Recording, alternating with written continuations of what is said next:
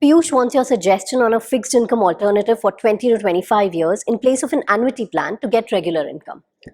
Yes, it's a good idea. Good idea also because annuity in India is not very efficient, not very cheap.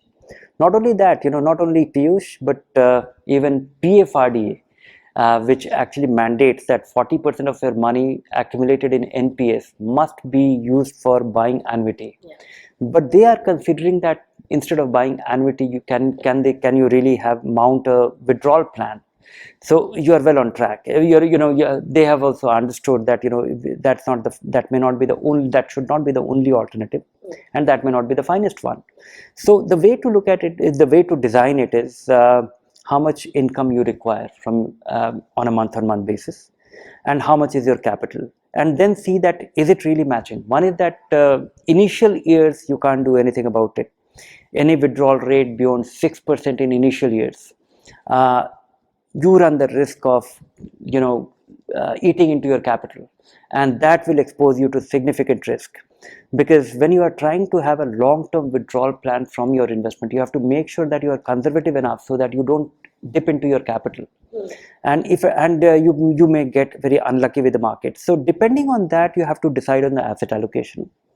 Maybe an all fixed income plan may not be good enough. If it is going to be an all fixed income plan which will also support a rising income, then maybe the withdrawal rate cannot exceed more than 4%. Because think of it in a very simplistic way. A withdrawal plan is nothing, but it is enabling you to take a good part of your income and leaving a small part of your growth. Assuming that you have 100 rupee and it grows by 6% or 8%.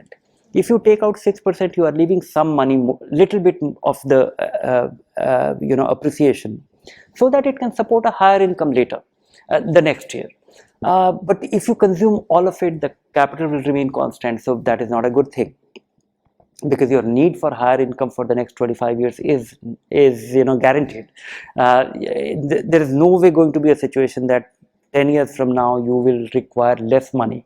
10 years from now you are bound to require more money. So with that in mind, you have to leave a part of your appreciation or the growth. You don't have to consume all of it. With that in mind, I think just having a fixed income plan will not support it. Otherwise you will have to settle with something like 4%, 5%, which is too low. So you will have to think of some conservative allocation, maybe 20%, 15%, 25%, 35%, depending on the scale of your investment, because you will have to assume risk if you have less capital. If you have enough capital, you can afford to have less allocation to equity, and that's about it. Make sure that you have to really convert it into a regular, a variable annuity, in a sense that this year you will be taking out, maybe the ideal plan is that whatever be the appreciation that has happened in the current year, one should take out 80% of that appreciation next year, and then leave 20% there. So you will have some cushion for your capital to grow, and this is the way you will have to revise it. So good times, your income will grow more. Bad times, you will not eat into your capital, and it will still be reasonable. So this is a discipline which is required.